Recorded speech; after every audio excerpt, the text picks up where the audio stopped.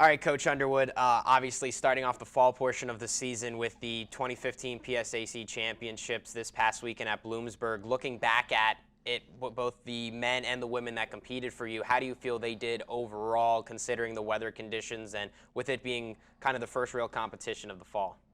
Well, yeah, I went into it with the idea that we're building towards spring, and I honestly probably don't put a lot of emphasis on the individual tournaments, although I think they're very important. But it's our development so that we can develop into the spring. Mm-hmm. Uh, I had three guys in singles and two doubles teams. Uh, I probably could have put together a better one doubles team just for the tourney. Well, I mean, undoubtedly with having Vitor and Danny play together, but it's not the best thing for me in the team because it would force us into having two freshman doubles teams, and I'm trying to stay away from that. And both those guys are good and experienced, so we're bringing along some freshmen with them.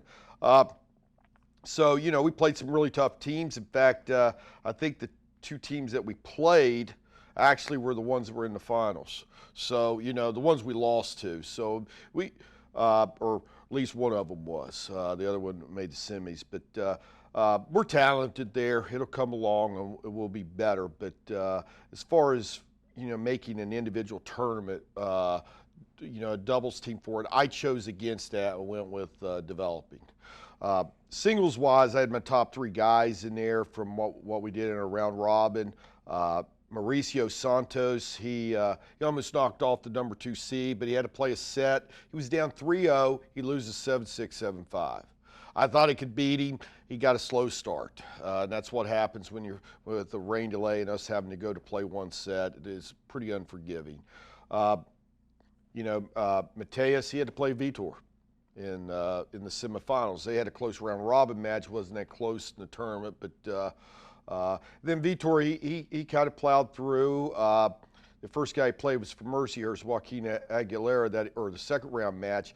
He was up 5-2, and then he got a serve broke, and it got kind of icy for a second because it became 5-4, then we closed it out. But he pretty well ran through everyone, and I honestly expected him to do that unless something weird would happen. And when you go to one sets, that's when something really weird can happen. On the ladies' end, we had Julia. I felt like she was probably going to get seeded. They go by the ITA ranking. She is ranked in the top 20, but I guess she just missed cutoff of the 8 girls. She won her first round match, but she faced, I think, the number 2 seed in the second round. And then had to play a set, so it wasn't a good situation for us. But Laura Lopez won a first round match, and then she faced a seed. I think she faced the number 1 seed, if I remember right, in the second round. In our doubles, we went right out. And the same thing, I could have probably put together better women's doubles just for the tournament, but I need to spread them out to make us stronger. My goal in doubles is try and get 3 teams even.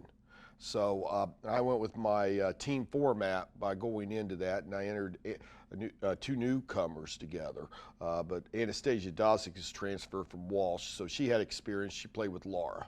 So we lost the number 4 seed in the first round. In your answer there, Coach, you mentioned a lot of names that maybe others haven't heard before, like a Laura Lopez, like the Santos duo there. Kind of talk about them and now them coming into the program and what they can bring this year. I mean, we saw Vitor come into this program not even a full year ago because he didn't come until the second semester, and look at what he's done with the Conference Player of the Year accolade and such, and now just winning the championship this past weekend. What do you think about Lopez and the others? Well, Laura's definitely talented. She needs to get stronger, but she's very talented. She has the most skill of anyone we have on the women's side. It's going to take some time to develop more strength and more power, but she's definitely talented. I've got 11 new players between the 2 programs, but Anastasia Dosick, she was a transfer, played 1 doubles at Walsh. She come in, she's going to probably play in the middle of my lineup in singles. Right now, I'm thinking she might be near the top in doubles. We've got Tatiana Batala, that is new. She's cracked my singles lineup right now, not in doubles, but she's cracked my singles lineup. I've got Jelena Vicinovic from Canada, who's right outside my singles lineup. Might end up playing a little bit of doubles. On the men's side, Mateus Santos and Mauricio Santos, and they're not brothers, but they're both from Brazil. They've got great skill. I think they're going to be very, very good for us, okay? They're right now, those two are playing 2 and 3 in my lineup. And I've got Kevin Mboko, who's a freshman from Canada, super talented, probably the most talented of all players I have. Right now, he's playing 1 doubles with Vitor, and he's playing 5 singles right now. And then we have Thomas McCoy from Miami, Florida. He's playing number 6 singles and is also teaming up with Mauricio Santos, my number 3, and a lefty. I got 2 lefties playing 3 doubles. So, I think it would be exciting to watch. I know we're talented. It's going to be a tough year. I'm not going to predict anything. Anything we're going to bring home. But if we keep developing, we have chances of doing the same things we've been doing and even going further. All right, Coach. So now, obviously, the biggest things in the fall were the PSAC Championship past weekend, and now you have your regionals coming up for the women and the men in the next consecutive weekends. What do you kind of see? How is that going to play out? Hopefully for you guys, what are you trying to take away from that? Because I know you don't put as much stock into the fall as the spring, but I mean it is the regional championship. Well, the real value of the ITA regionals, and that's just singles and doubles. In the winter, that goes to nationals, okay? And I've had, at a former school, I've had players win that before in singles and doubles. I think Vitor has a really nice shot at doing it. It's a lot of matches in a few days. One hiccup and you don't win. Ask Federer about that with Djokovic. But we've got guys that could go really far in the tournament if things work out their way. I think Julia has a nice shot of going fairly far in the tournament if she gets a pretty decent draw. If we get in that middle part of the draw, I think we've got a shot of going a little farther.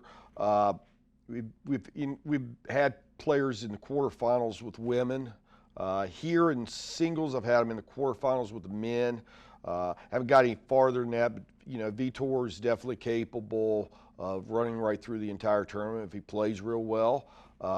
Doubles wise, I'm still going to keep my same doubles teams because it's development. But the real value of the terms is the fact that I got Thomas McCoy. I got Alex Anderson, who's I think he's number 8 on my team. He's playing in it, and he might go up against the number 1 player from another team. So you get to play up.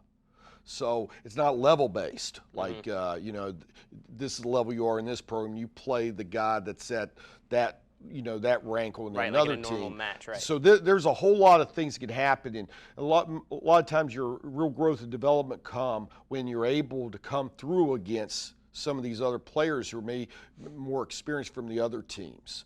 And I've seen it happen a number of times in my career. So, that's what we're looking for, see growth and development through it. And if we have somebody win it, that'd be great. I'll go down to Florida in October with them, and we'll be in the final 8 in singles or doubles, whatever we would make. And it's a nice thing. But my real emphasis is developing. And if we're developing now and we keep getting better, we could peak in April like we've done the last 2 years.